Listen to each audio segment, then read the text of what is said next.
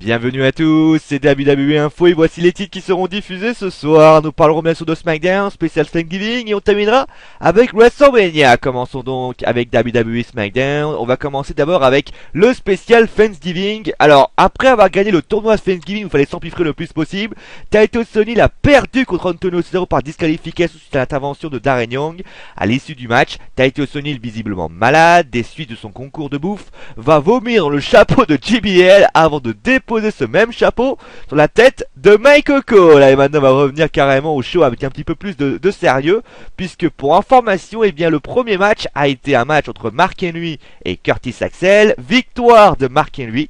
Au cours de ce match, le World's Strongest Man est même apparu comme étant le mentor de Lance. Alors vous vous dites sans doute pourquoi cette association, et c'est finalement Mark Henry lui-même qui a réclamé de travailler aux côtés de Lance. Pourquoi? Parce qu'il serait conscient qu'il ne lui reste plus beaucoup de temps à lutter sur un ring et voudrait donc remercier à sa façon la WWE pour toutes ces années en donnant quelque chose en retour. Cela fait donc un soutien de plus pour Lance qui est déjà ceux de John Cena et de Vince McMahon. Toutefois, cette association entre les deux powerhouses sera de courte durée puisqu'il est prévu que Lance et Henry entrent en rivalité très prochainement. Les plans seraient même d'organiser un match entre les deux lors du pay-per-view Royal Rumble en janvier prochain. Le deuxième match a été les Los Matadores et El Torito vainqueurs des FluMB.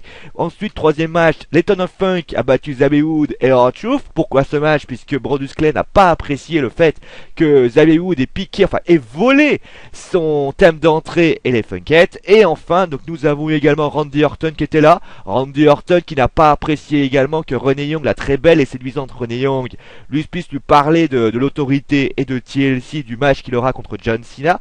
Vous avez eu une interview avec Bray Wyatt et CM Punk. Bray Wyatt s'est exprimé en premier en disant que ce dernier allait très bien et qu'il allait devenir un monstre. Et donc du côté de CM Punk, pour Daniel Bryan, il pense que c'est toujours un coup de l'autorité et pour l'empêcher que l'équipe The Beard at the Best puisse les mettre en déroute. A noter d'ailleurs que Daniel Bryan a été retrouvé, enfin.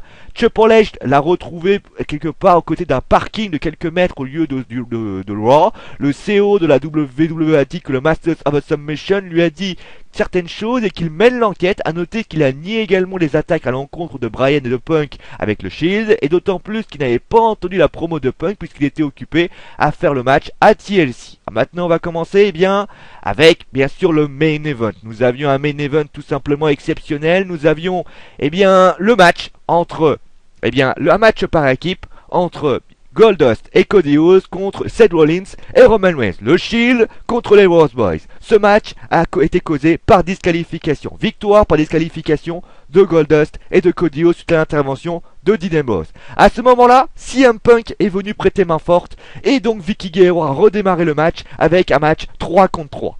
Ça s'est terminé à nouveau puisque la Wyatt Family a pointé le bout de son nez. Et à ce moment-là, les Usos et Rey Mysterio sont venus prêter main forte. Et donc nous avons à la fin eu un match à 12 avec CM Punk, Rey Mysterio, Cody Rhodes, Goldust et les Usos qui ont remporté leur match contre le Shield et la Wyatt Family. A noter d'ailleurs que dans ce match-là, Roman Reigns, on a encore vu qu'il avait bénéficié d'une mise en avant importante ces derniers temps, et c'est encore le cas, et sans mettre dans les petits papiers des officiels de la WWE, et ça serait pas étonnant que Roman Reigns soit fortement mis en avant lors du prochain Royal Rumble match. Donc soyez pas surpris si vous voyez un peu la même chose que Kane ou Diesel lors des précédents Royal Rumble. On va terminer maintenant avec WrestleMania. On parlait d'un match entre John Cena et Hulk Hogan, et on lui a posé la question, TMZ a posé la question à John Cena dans un magasin à Kimas à New York City.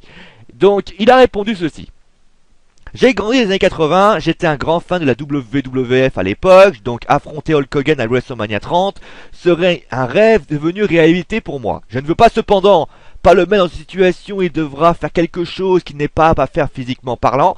De nos jours, le rythme de la WWE est vraiment très élevé, mais j'espère sincèrement qu'il sera présent dans le 30e anniversaire de WrestleMania. Nous allons voir ce que nous pouvons faire, mais ça serait comme un Noël sans le Père Noël, ce n'est juste pas possible. Alors, Noël c'est WrestleMania, Père Noël c'est Hulk Hogan, et d'ailleurs ça pourrait arriver, puisque finalement on pourrait trouver un compromis pour Hulk Hogan. Hulk Hogan pourrait avoir un match à WrestleMania. Ça ne serait pas faire un match en solo, mais plutôt faire un match par équipe. Et le partenaire du Hostess pourrait être tout simplement l'actuel champion du monde poids lourd, John Cena. Maintenant, s'il y a équipe à WrestleMania, cela voudrait dire que John Cena ne serait plus champion à TLC.